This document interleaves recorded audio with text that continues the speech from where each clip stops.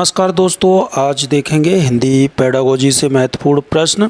और ये प्रश्न सीटेट परीक्षा के लिए बहुत ही महत्वपूर्ण होंगे, तो प्लीज़ वीडियो को पूरा देखें और शेयर करें, लाइक करें। हिंदी पेडागोजी के महत्वपूर्ण प्रश्न।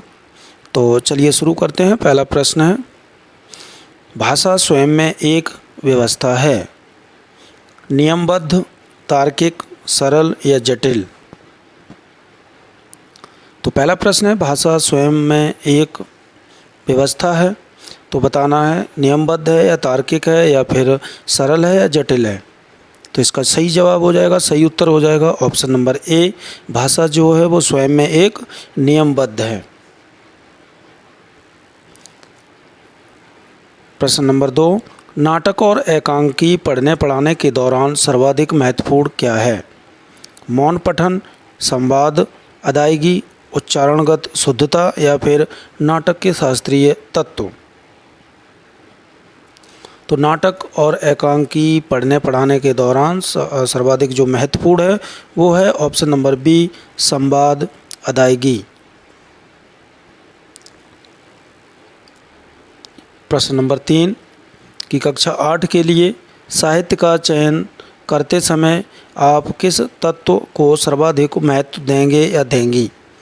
रहस्य रोमांच का, पशु पक्षी का, परी कथा का या फिर राजा रानी का? अगर कक्षा 8 के लिए साहित्य का चयन करते हैं तो आप किस तत्व को सर्वाधिक महत्व देंगे?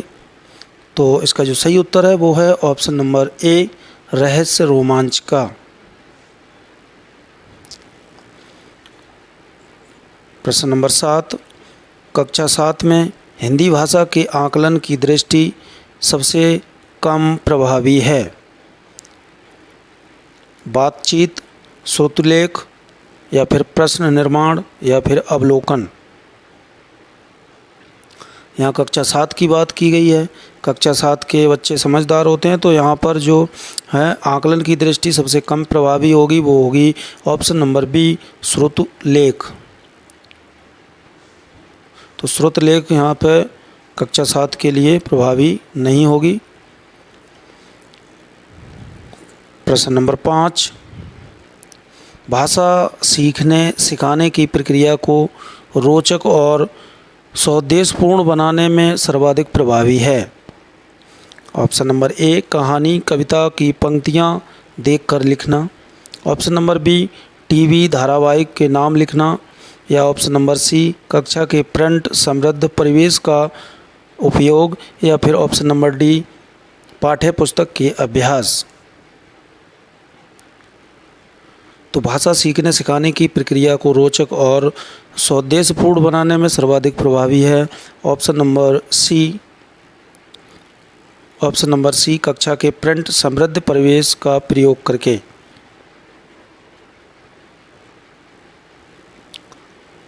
प्रश्न नंबर 6, उन विज्ञापनों को इकट्ठा कीजिए जो हाल ही के ठंडे पेय पदार्थों से जुड़े हैं।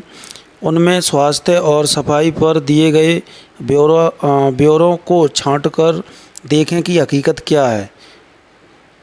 यह प्रश्न बच्चों को ठंडे पेय पीने की प्रेरणा देता है या फिर बाहर की दुनिया को अत्यधिक महत्व देता है। या फिर ऑप्शन नंबर सी, बाहर की दुनिया और कक्षा को जोड़ता है। या ऑप्शन नंबर डी, बच्चों के लिए बहुत जटिल है। तो उन विज्ञापनों को इकट्ठा कीजिए, बच्चों से टीचर ने कहा कि उन विज्ञापनों को इकट्ठा कीजिए जो हाल ही में ठंडे पेय पदार्थों से जुड़े हैं। उनमें स्वास्थ्य और सफाई पर दिए गए ब्यौरा को छांट कर देखें कि हकीकत क्या है। तो इसका जो सही उत्तर हो जाएगा वो हो जाएगा ऑप्शन नंबर सी, बाहर की दुनिया और कक्षा को जोड़ता है। प्रश्न नंबर 7, उच्च प्राथमिक स्तर पर भाषा शिक्षण का एक अत्यंत महत्वपूर्ण उद्देश्य है? समस्त हिंदी साहित्यकारों से परिचित कराना। ऑप्शन नंबर बी, समस्त अहिंदी साहित्यकारों से परिचित कराना। या फिर ऑप्शन नंबर सी, व्याकरण के नियम सिखाना व प्रयोग करना। ऑप्शन नंबर डी, विभिन्न कार्य क्षेत्रों से जुड़ी प्रयुक्तियों से परिचित कराना।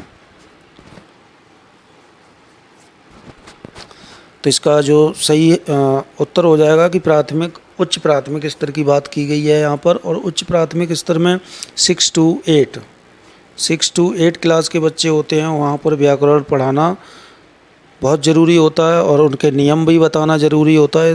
तो इसका जो सही उत्तर हो जाएगा ऑप्शन नंबर सी, व्याकरण के नियम सिखाना व प्रयोग करवाना। प्रश्न नंबर 8, हिंदी भाषा का आकलन करने के संदर्भ में वे प्रश्न अपेक्षाकृत बेहतर होते हैं जिनके स्तर जटिल व दीर्घ होते हैं, या ऑप्शन नंबर बी, जिनके स्तर तयशुदा होते हैं, या ऑप्शन नंबर सी, जो बच्चों की कल्पना सृजनशीलता को बढ़ावा देते हैं, या ऑप्शन नंबर डी, जो बच्चों को सुंदर लेखन के लिए प्रेरित करते हैं। अगर हिंदी भाषा का आकलन करने के संदर्भ में वे प्रश्न अपेक्षाकृत होते हैं जिनसे जो बच्चों की कल्पना सृजनशीलता को बढ़ावा देते हैं, option number C is right answer. प्रश्न नंबर 9, दीप्ति ने 8वीं कक्षा के बच्चों को समान भाव वाली, ये वाली नहीं है वाली है, समान भाव वाली कविता खोज कर सुनाने के लिए कहा। इसका प्रमुख कारण क्या है? बच्चों को मनोरंजन करने का निर्वहन करना, या ऑप्शन नंबर बी, बच्चों के बोध स्तर का आकलन करना, या ऑप्शन नंबर सी, बच्चों को समान भाव का अर्थ समझाना, ऑप्शन नंबर डी, बच्चों की श्रवण प्रक्रिया का आकलन करना। तो प्रश्न नंबर 9 का जो सही उत्तर हो जाएगा कि दीप्ति ने 8वीं कक्षा के बच्चों को समान भाव वाली कविता को खोज कर सुनाने के लिए कहा। तो इसका जो सही उत्तर है वो है ऑप्शन नंबर ए, बच्चों का मनोरंजन करने का निर्वहन करना।